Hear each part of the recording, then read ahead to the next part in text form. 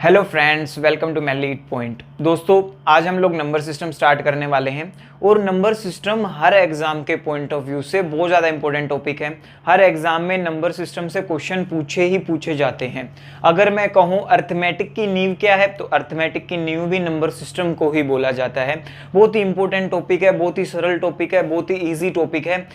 तो आज मैं आपको नंबर सिस्टम से रिलेटेड, नंबर से रिलेटेड, डिजिट से रिलेटेड हर वो चीज़ बताने की कोशिश करूंगा जो आपके एग्जाम पॉइंट ऑफ व्यू से इम्पोर्टेंट है।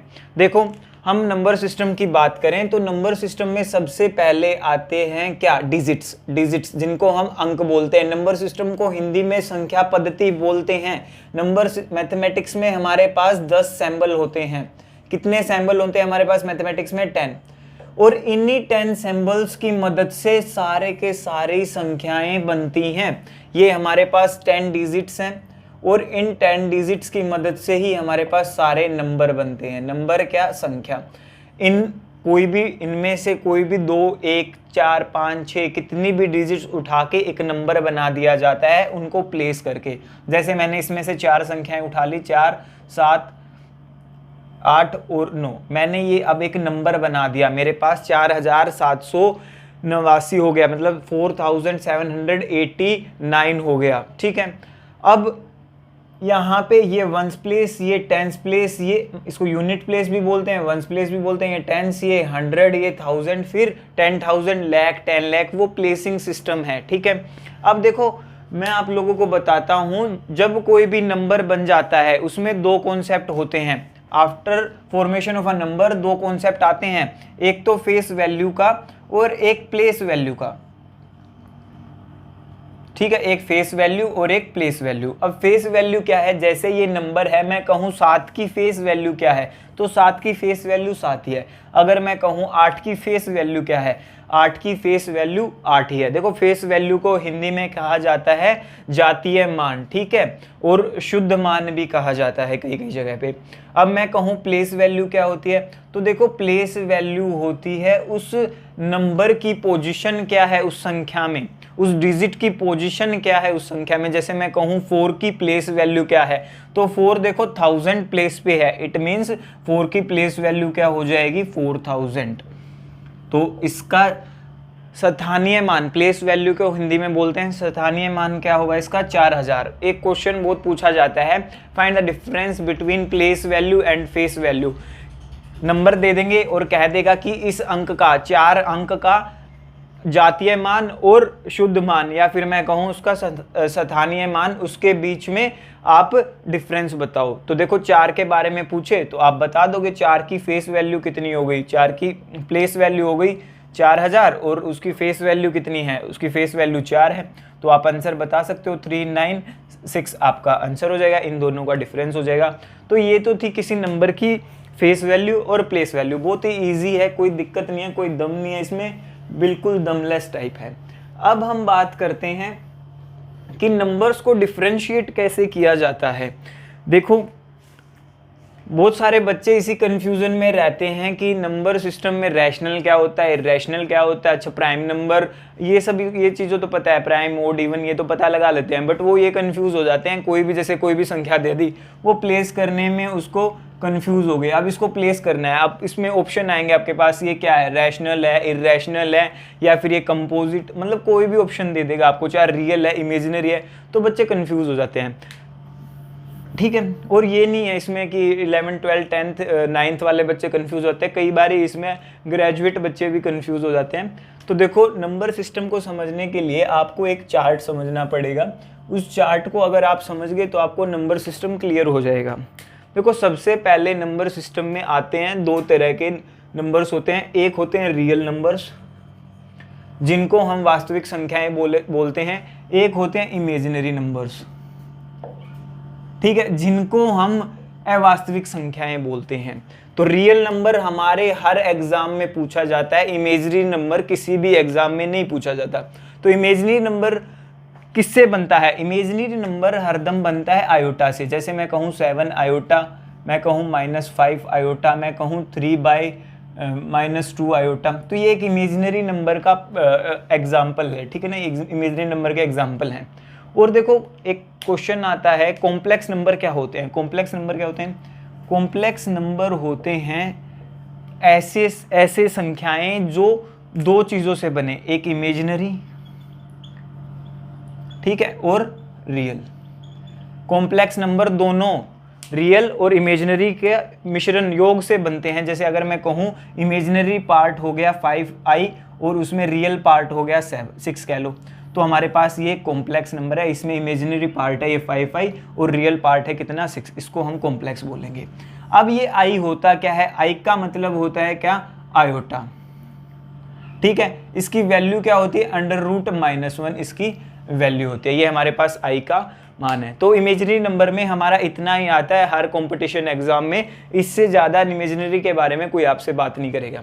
सारा खेल यहाँ पे अटकता है रियल नंबर्स। अब देखो रियल नंबर्स दो तरीके से डिफ्रेंशिएट कर दिए गए हैं, एक इर्रेशनल और एक रैशनल, ठीक है। इर्रेशनल अपरिमेय संख्याएं और रैशनल प्रीमेय संख्याएं। अब देखो इर्रेशनल नंबर्स की क्या प्रॉपर्टीज होती हैं, क्यों हम उनको इर्रेशनल बोलते हैं और क्यों हम इनको रैशनल बोलते हैं। अब कैसे डिफरेंशिएट कर पाएंगे कि ये रैशनल नंबर्स हैं, ये इर्रेशनल नंबर हैं। देखो अगर मैं एग्जांपल लिखूं रैशनल और इर्रेशनल के, तो इर्रेशनल का एग्जांपल सबसे बेस्ट √2, √7, √5, उसके अलावा 22/7, 3.14 पाई, ठीक है। या फिर मैं कहूँ और एक आधा एग्जांपल लिखूँ तो 2.465321763549 ... ठीक है। और रैशनल के अगर मैं एग्जांपल्स लिखूँ तो 0, 1, 5, 11, 100, -1, -7, -11, -1000।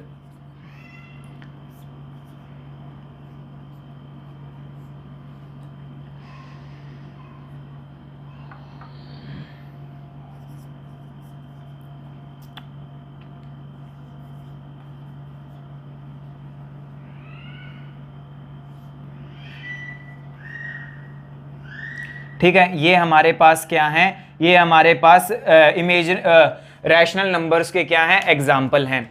अब देखो कैसे मैं इनको डिफरेंशिएट कर पा रहा हूं कि ये रैशनल है ये इर्रेशनल है। आप लोग भी कर पाओगे अगर आप लोग दो चीज याद रखोगे। देखो इर्रेशनल नंबर की दो प्रॉपर्टीज होती हैं और रैशनल नंबर की भी दो प्रॉपर्टीज होती हैं। पहले मैं आपको इर्रेशनल नंबर की प्रॉपर्टीज बताता हूं। तो इर्रेशनल नंबर की प्रॉपर्टी 1 क्या है? वो नॉन टर्मिनेटिंग है। नॉन टर्मिनेटिंग है।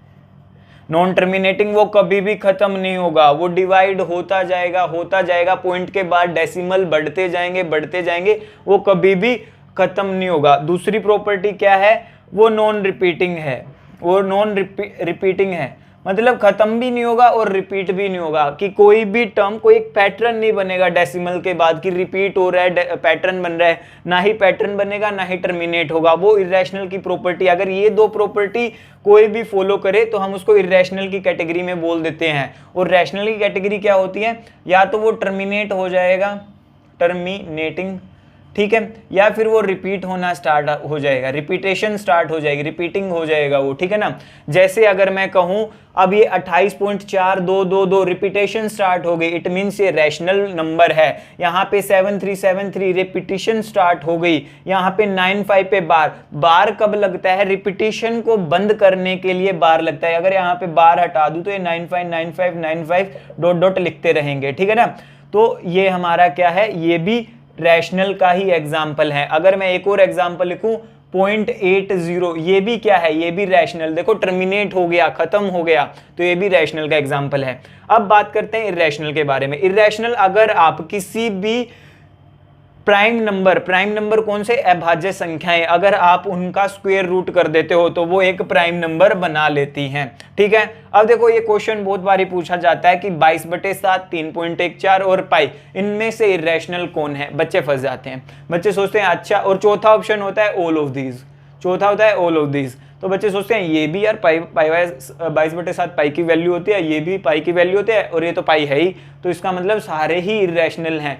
बट नहीं, हमारे पास ये दोनों इरेशनल नहीं है, ये इरेशनल, इनको हम इरेशनल नहीं बोलेंगे 22/7 को और 3.14 को। देखो ये टर्मिनेट हो गया, आफ्टर पॉइंट ये टर्मिनेट हो गया, इट मीन्स ये एक रैशनल नंबर है, ठीक है। और 22/7 एक फ्रैक्शन है, वो फ्रैक्शन भी किस में आती है, फ्रैक्शन भी हमारे रैशनल नंबर्स का ही पार्ट है। जब कभी भी बात हो इरेशनल में हरदम पाई आएगा, जिसकी वैल्यू किसी को भी नहीं पता, ठीक है। तो ये हमारे इरेशनल का पार्ट हो गया। अब बात करते हैं हम रैशनल के बारे में। तो रैशनल में क्या क्या होते हैं, देखो रैशनल में हमारे पास होते हैं दो तरह के, एक इंटीजर्स, एक होते हैं फ्रैक्शंस, ठीक है। ये हमारे पास रैशनल का पार्ट है। इंटीजर्स को मैं क्या बोलूंगा हिंदी में, इंटीजर्स को हम पूर्णांक कहेंगे और फ्रैक्शंस को हम भिन्न कहेंगे, ठीक है। फ्रैक्शंस वही होती हैं जो p/q की फॉर्म हो या फिर घातांक और करनी की फॉर्म में, या न्यूमरेटर और डिनोमिनेटर की फॉर्म में हो, ठीक है ना। इंटीजर्स क्या होता है, पूर्णांक, जिनमें डेसिमल वैसिमल नहीं लगता। जैसे अगर मैं कहूँ आपके पास दो तरह के इंटीजर्स होते हैं, एक तो पॉजिटिव इंटीजर्स, एक नेगेटिव इंटीजर्स, नेगेटिव इंटीजर्स और पॉजिटिव इंटीजर्स। अब जीरो भी एक इंटीजर है, जीरो भी क्या है, इंटीजर है। अगर ये इनके नेगेटिव इंटीजर्स और जीरो को मिला दें तो ये कहलाएंगे नॉन पॉजिटिव इंटीजर्स। अगर मैं जीरो को इधर मिला दूं तो ये कहलाएंगे नॉन नेगेटिव इंटीजर्स, क्योंकि जीरो ना ही पॉजिटिव होती है ना ही नेगेटिव होती है, ठीक है। ये बात क्लियर होगी। इंटीजर्स में negative integers and positive integers, और जीरो क्या, वो नेगेटिव भी नहीं और पॉजिटिव भी नहीं, तो वो भी इंटीजर्स का ही पार्ट है। तो देखो ये तो था हमारा सारा चार्ट। अब बच्चे अभी भी कंफ्यूज हैं, वो बात तो आई नहीं प्राइम नंबर और वो कहाँ पे इंक्लूड होंगे। देखो अगर मैं बात बताऊं आप सभी को, नेचुरल नंबर्स काउंटिंग नंबर्स होते हैं जो कि इंटीजर्स का पार्ट है। नेचुरल नंबर काउंटिंग नंबर्स होते हैं 1 2 3। तो पॉजिटिव इंटीजर्स में क्या आएगा, पॉजिटिव इंटीजर्स में आपके पास 1 2 3 4 dot dot dot up to infinite. और नेगेटिव इंटीजर्स में क्या आएगा, -1 -2 -3 dot dot dot up to minus infinite, ठीक है। आपके पास ये नेगेटिव इंटीजर है, ये पॉजिटिव इंटीजर्स है। अब इन इंटीजर्स जो पॉजिटिव इंटीजर्स हैं उनको आगे फर्दर डिफरेंशिएट किया जाता है किन किन में, उनको natural number, whole number, even number, odd number और प्राइम नंबर, कंपोजिट नंबर, उनको डिफरेंशिएट किया जाता है। तो एक बार देखते हैं उसको भी जल्दी से, बहुत ही ईजी है, बहुत ही सिंपल है। जैसे कि अगर मैं कहूं हमारे पास जो काउंटिंग नंबर्स होते हैं उनको हम क्या बोलते हैं, नेचुरल नंबर्स।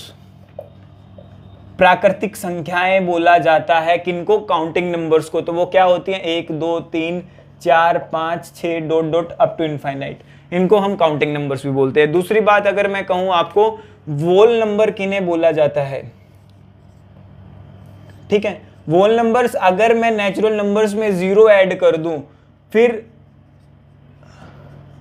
उनको हम क्या बोलेंगे, वोल नंबर्स बोलेंगे। अगर अब बात करें इवन नंबर क्या होते हैं, इवन नंबर सभी को पता है, सम संख्याएं, तो 2 4 6 8 जो 2 से डिवाइड हो जाएं ऐसी संख्या, उनको हम इवन नंबर कहेंगे। अब ओड नंबर, बिल्कुल बच्चों वाली बातें हैं ये। ओड नंबर क्या होता है, 1 3 5 7 जो 2 से डिवाइड ना हो, 2 से डिविजिबल ना हो, वो ओड नंबर। अब बात करते हैं प्राइम नंबर की, अभाज्य संख्याएं। देखो प्राइम नंबर क्या होते हैं, प्राइम नंबर ऐसी संख्याएं जो 1 से और खुद से डिविजिबल हों, ऐसी संख्याएं जो 1 से और खुद से डिविजिबल हो, या फिर मैं कहूं उसके 2 फैक्टर हों। एक ऐसी संख्या जिसके 2 फैक्टर हों, एक तो 1 और इटसेल्फ, ठीक है, वो क्या कहलाएगी, प्राइम नंबर कहलाएगी। तो सबसे छोटा प्राइम नंबर होता है हमारे पास 2, उसके बाद कौन, 3, उसके बाद 5, उसके बाद 7, फिर 11, फिर 13 डॉट डॉट, बहुत सारे प्राइम नंबर है हमारे पास, ठीक है ना। अब मैं आपसे बात करता हूं कि 2 के बारे में थोड़ी बातें करते हैं। तो 2 एक इकलौता प्राइम नंबर है जो कि इवन प्राइम नंबर है। दूसरी बात, सबसे छोटा प्राइम नंबर भी हमारे पास 2 ही है। और 1 को प्राइम नंबर क्यों नहीं मानते, देखो 1 का भी तो कोई फैक्टर नहीं है, 1 के अलावा 1 को प्राइम नंबर इसलिए ही नहीं मानते क्योंकि 1 का कोई और फैक्टर नहीं है। लेकिन प्राइम नंबर की डेफिनेशन में क्या है कि एक तो फैक्टर उसका 1 होना चाहिए और एक इटसेल्फ होना चाहिए, मतलब 2 फैक्टर होने चाहिए, एक तो 1 और एक इटसेल्फ। और 1 के केस में सिर्फ इसका एक ही फैक्टर है, इसलिए इसको हम प्राइम नंबर नहीं मानते। अब बात करते हैं हम को प्राइम नंबर या कंपोजिट नंबर की कर लेते हैं, कंपोजिट नंबर। ठीक है, कंपोजिट नंबर क्या होते हैं? ऐसी संख्याएं जो प्राइम नंबर नहीं हैं और एक से बड़ी हैं। एक से तो बड़ी हैं वो संख्याएं और प्राइम नंबर नहीं है। तो सबसे छोटा कंपोजिट नंबर कौन सा हो गया? सबसे छोटा कंपोजिट नंबर हो गया 4, उसके बाद कितना 6, फिर 8, फिर 9, ऐसे चलते चले जाएंगे। ठीक है ना, ये हमारे पास कंपोजिट नंबर हो गए। अब इसके बाद एक आता है क्या? को प्राइम नंबर्स। तो को प्राइम नंबर्स मैं रफ कर देता हूं यहां से ऊपर से। तो देखो को प्राइम नंबर्स क्या होते हैं। को प्राइम नंबर्स एक पेयर होता है दो नंबर्स का जिसमें ए और बी होगा। ए और बी को हम कब को प्राइम कहेंगे? When HCF of A and B is 1। जब ए और बी का HCF क्या होगा? HCF 1 होगा, जब ही हम इसको को प्राइम बोलेंगे। ठीक है, जैसे अगर मैं 7 और 8 कहूँ, इन दोनों का HCF क्या है? 1 है। अगर मैं कहूँ 13 और 8, इनका भी HCF क्या है? 1 है। तो ये दोनों क्या हो जाएंगे? को प्राइम नंबर हो जाएंगे। तो फ्रेंड्स ये थे हमारे टाइप्स ऑफ नंबर। हाँ, एक बात और मैं आप लोगों को बता देता हूँ प्राइम नंबर के बारे में थोड़ा जल्दी, क्योंकि प्राइम नंबर से बहुत बारी क्वेश्चन पूछा जाता है। क्वेश्चन क्या आता है? Find the average of first 10 prime numbers, first 15 prime numbers. ठीक है, तो प्राइम नंबर्स के बारे में थोड़ी बातें करते हैं। प्राइम नंबर्स क्या बताया मैंने आप सभी को? अभाज्य संख्याएं। प्राइम नंबर्स का हिंदी में अर्थ होता है अभाज्य संख्याएं। तो कौन कौन सी अभाज्य संख्याएं हैं हमारे पास? देखो, इसको याद रखने का एक छोटा सा ट्रिक है। क्या है वो? 4 4 2 2 3 2, उसके बाद 2 3 2 एंड 1। क्या है ये 4 4 2? 4 4 2 का मतलब है कि 1 से 10 तक 4 संख्याएं हैं, 11 से 20 तक 4 संख्याएं हैं, 21 से 30 तक 2 संख्याएं हैं। 1 से 10 तक कौन कौन सी 4 संख्याएं प्राइम नंबर हैं? तो हमारे पास पहली 2, फिर 3, फिर 5, फिर 7। तो 1 से 10 तक हमारे पास 4 संख्याएं होगी। उसके बाद 11 से 20 तक फिर 4 संख्याएं हैं, 11, 13, 17 और 19। तो ये होगी हमारे पास 11 से 20 तक की 4 संख्याएं। अब 21 से 30 तक की 2 संख्याएं हैं। तो कौन सी हैं वो 2 संख्याएं? हम बता सकते हैं 31 और 37। तो ऐसे ही हम सारे के सारे प्राइम नंबर्स याद रख सकते हैं। जैसे ही आपसे पूछे कि 40 से लेके 70 तक के प्राइम नंबर्स बताओ, तो आप कहोगे अच्छा पहली लाइन 10 तक, 11 तक, 30 मतलब 20 तक, 30 तक, 40 तक। तो यहां तक हमारे हो गया। हमें आगे के चाहिए, ये चाहिए 50, 60 और 70। तो हम बता सकते हैं कितने प्राइम नंबर है हमारे पास? 3 2 5 और 2 7। अब वो प्राइम नंबर्स देख लेंगे, फिर हम एवरेज बता सकते हैं। ठीक है, वो प्राइम नंबर्स देख लेंगे कौन कौन से हैं। तो 40 से सबसे पहला प्राइम नंबर कौन आएगा?